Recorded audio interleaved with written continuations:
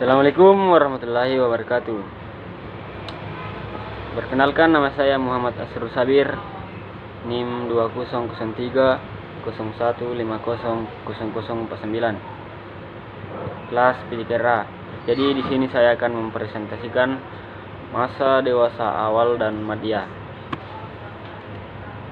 Yang pertama yaitu batasan usia.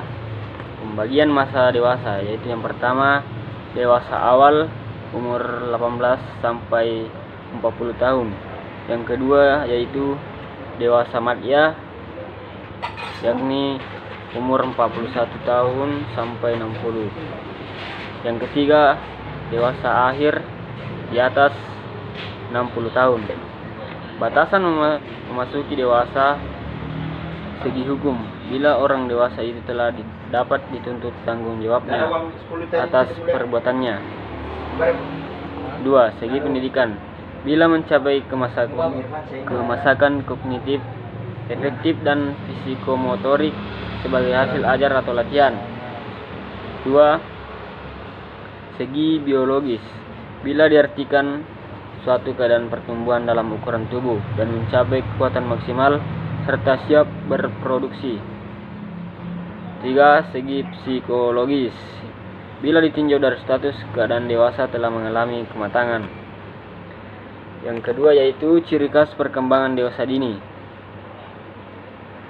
Yang pertama, usia produktif, masa siap menjadi orang tua dan mengasuh anak. Usia memantapkan letak kedudukan dalam pola hidup, misal dalam dunia kerja, perkawinan, dan memainkan peran sebagai orang tua. Selanjutnya, usia banyak masalah, problem yang berkaitan dengan rumah tangga baru, hubungan sosial, keluarga dan pekerjaan, dan faktor kesempatan. Usia tegang dalam emosi, ketegangan emosi yang berkaitan dengan persoalan yang dihadapi, misalnya persoalan jabatan, karir dan perkawinan, keuangan, hubungan sosial, dan sebagainya. Yang ketiga yaitu ciri khas perkembangan dewasa madya. Pertama, masa yang ditakuti, adanya perubahan yang menuju kemunduran. 2. Masa transisi, masa dewasa merupakan transisi mengalami kemunduran. 3. Masa penyesuaian, adanya penyesuaian terhadap kondisi yang berubah. 4. Masa keseimbangan dan ketidakseimbangan, keseimbangan dialami oleh mereka yang berusia setengah umur namun masih mengalami kegoncangan dalam penyesuaian diri. Yang keempat yaitu tugas perkembangan masa dewasa dini. Pertama yaitu memilih pasangan hidup. 2. Belajar hidup bersama sebagai pasangan suami istri, mulai hidup dalam satu keluarga, pasangan dan anak, belajar mengasuh anak, mengolah rumah tangga, mulai bekerja dan membangun karir, mulai bertanggung jawab sebagai warga negara, dan bergabung dengan suatu aktivitas atau perkumpulan sosial. Selanjutnya yaitu perkembangan dewasa madya. Yang pertama yaitu tugas perkembangan yang berhubungan dengan penyesuaian terhadap keadaan fisiologisnya. 2. Tugas perkembangannya berhubungan dengan adanya perubahan minat berkaitan dengan aktivitas sosial sebagai warga negara atau yang minat berkaitan dengan hobi. Tugas perkembangan yang berhubungan dengan penyesuaian jabatan atau pekerjaan. Selanjutnya, tugas perkembangan yang berhubungan dengan kehidupan keluarga. Selanjutnya yaitu perkembangan fisik dewasa dini. Puncak kemampuan fisik dicapai pada usia 18 sampai 30 tahun. Kesehatan baik, perlu memperhatikan nutrisi dan pola makan, olahraga, dan ketergantungan terhadap obat. Yang kedua, dewasa madya. Kesehatan, yang pertama, kesehatan menjadi persoalan utama karena perubahan fisik. Yang kedua yaitu daya akomodasi mengalami penurunan tajam pada usia 40 sampai 59 tahun. Yang ketiga, aliran darah ke mata berkurang. 4. Stabilitas emosi dan kepribadian berkaitan dengan penurunan kesehatan. 5. Gangguan kesehatan utama adalah penyakit kardiovaskuler. Yang ke-6 yaitu mengalami menopause. Selanjutnya pria mengalami penurunan tingkat testosteron. Selanjutnya perkembangan kognitif. Beberapa tahap perkembangan kognitif pada masa dewasa. Yang pertama, tahap mencari prestasi.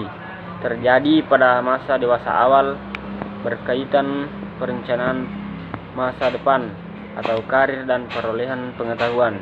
Yang kedua, tahap tanggung jawab. Dimulai sejak masa dewasa awal, terjadi ketika keluarga sudah terbentuk. Yang ketiga, tahap eksekutif. Terjadi pada masa dewasa madya. Individu bertanggung jawab terhadap sistem di lingkungannya, terutama yang berkaitan dengan keorganisasian. Yang keempat yaitu tahap reintegratif.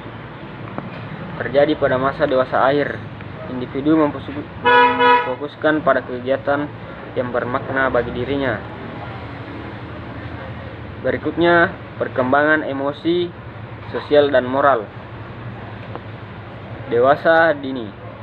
Pertama, perkembangan emosi, sosial dan moral pada masa dewasa dini sangat berkaitan dengan perubahan dari masa sebelumnya, yaitu masa remaja. Yang kedua, minat menjadi fokus pada masa usia dini. 3. Kondisi yang mempengaruhi perubahan minat. Perubahan kondisi kesehatan, perubahan status sosial, perubahan pola kehidupan, perubahan nilai, perubahan peran seks, perubahan status pernikahan, menjadi orang tua, dan tekanan budaya dan lingkungannya. Yang keempat yaitu masa dewasa dini merupakan masa krisis sosial. 5. Krisis sosial yang terjadi dikarenakan adanya tekanan pekerjaan dan keluarga. 6. Peran sosial sering terbatas sehingga mempengaruhi persahabatan, pengelompokan sosial serta nilai-nilai yang diberikan pada popularitas individu. Yang terakhir yaitu perkembangan emosi, sosial dan moral. Dewasa madya. Perkembangan emosi, sosial dan moral pada masa ini berkaitan dengan beberapa hal. Yang pertama, pernikahan dan cinta. Individu berada masa kestabilan. Yang kedua, sindrom sarang kosong terjadi karena anak-anak itu mulai meninggalkan orang tuanya. Yang ketiga, hubungan persaudaraan dan persahabatan. Hubungan dengan saudara dan teman meningkat. Yang keempat, pengisian waktu luang. Individu membangun dan memenuhi aktivitas luang untuk persiapan pensiun. Yang kelima, hubungan antar generasi.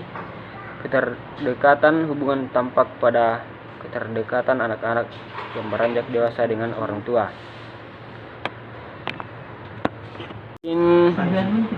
Ini yang sempat saya sampaikan. Lebih dan kurangnya mohon dimaafkan. Assalamualaikum warahmatullahi wabarakatuh.